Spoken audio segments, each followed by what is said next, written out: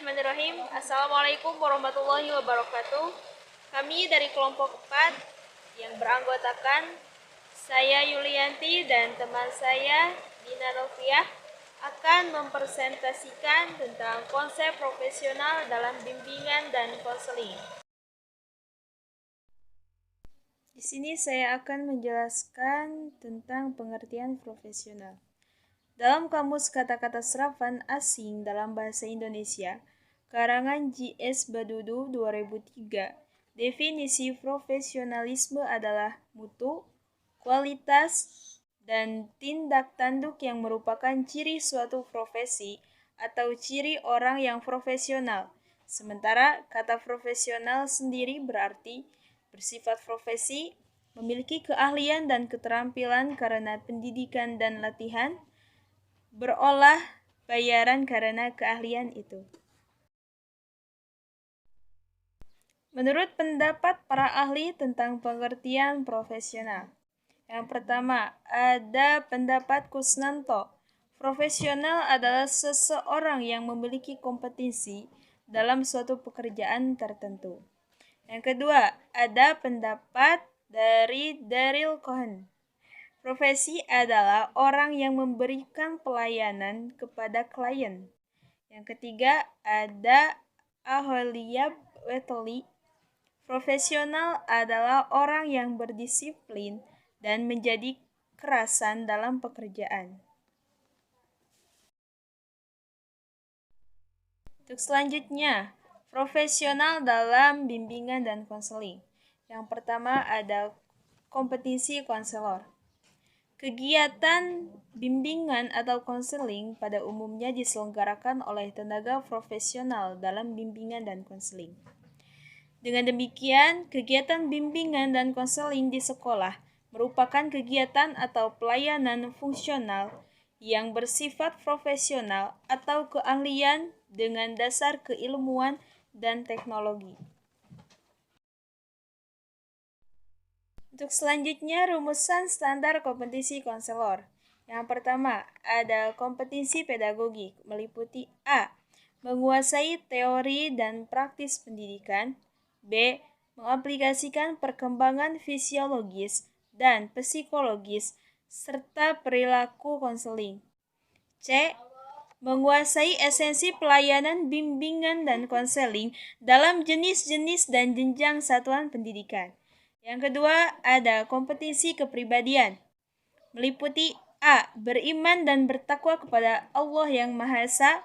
B. Menghargai dan menjunjung tinggi nilai-nilai kemanusiaan, individualisme, dan kebebasan memilih. C.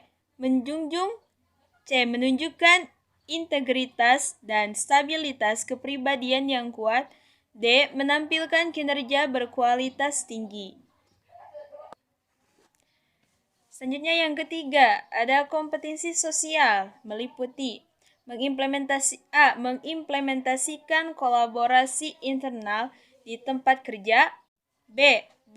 Berperan dalam organisasi dan kegiatan profesi bimbingan dan konseling. C. Mengimplementasikan kolaborasi antar profesi. Untuk selanjutnya 4, kompetisi profesional, meliputi A. Menguasai konsep dan praktis asesmen untuk memahami kondisi, kebutuhan, dan masalah konseling. B. Menguasai kerangka teoritik dan praktis bimbingan dan konseling. C. Menganalisis kebutuhan konseling. D. Mengimplementasikan program bimbingan dan konseling yang komprehensif. E. Menilai proses dan hasil kegiatan bimbingan dan konseling. F. Memiliki kesadaran dan komitmen terhadap etika profesional. Yang terakhir yaitu G. Menguasai konsep dan praktis penelitian dalam bimbingan dan konseling. Saya akan membahas tentang kode etik bimbingan konseling. 1. Kualifikasi konselor dalam menilai sikap, keterampilan, pengetahuan, dan wawasan. Konselor wajib terus-menerus mengembangkan dan menguasai dirinya yang wajib mengerti kekurangan-kekurangan dan prasangka-prasangka dirinya sendiri yang dapat mempengaruhi hubungan dengan orang lain dan mengakibatkan rendahnya mutu pelayanan profesional serta merugikan klien. Yang seterusnya yaitu konselor wajib memperlihatkan sifat sederhana, rendah hati, sabar, menepati janji, dapat dipercaya, jujur, tertib, dan hormat. Kedua, penyimpanan dan penggunaan informasi. Penggunaan informasi tentang klien dengan anggota profesi yang sama atau yang lain dapat dibenarkan, asalkan untuk kepentingan klien dan tidak merugikan klien. Yang ketiga, hubungan dengan klien. Yang pertama itu konselor wajib menghormati harkat dan martabat, integrasi, dan keyakinan klien. Yang B yaitu konselor wajib menempatkan kepentingan kliennya di atas kepentingan pribadinya. Syarat-syarat untuk seorang pembimbing. Seorang pembimbing harus mengetahui kemampuan yang cukup luas. Seorang pembimbing juga harus sehat jasmani maupun fisiknya. Lalu seorang pembimbing harus mempunyai kecintaan terhadap pekerjaannya dan juga terhadap individu yang dihadapi. Seorang pembimbing harus mempunyai inisiatif yang baik sehingga dapat diharapkan usaha bimbingan dan konseling berkembang ke arah yang lebih sempurna demi untuk kemajuan sekolah. Terima kasih. Sekian yang dapat kami sampaikan, kurang lebihnya mohon dimaafkan. Terima kasih. Wassalamualaikum warahmatullahi wabarakatuh.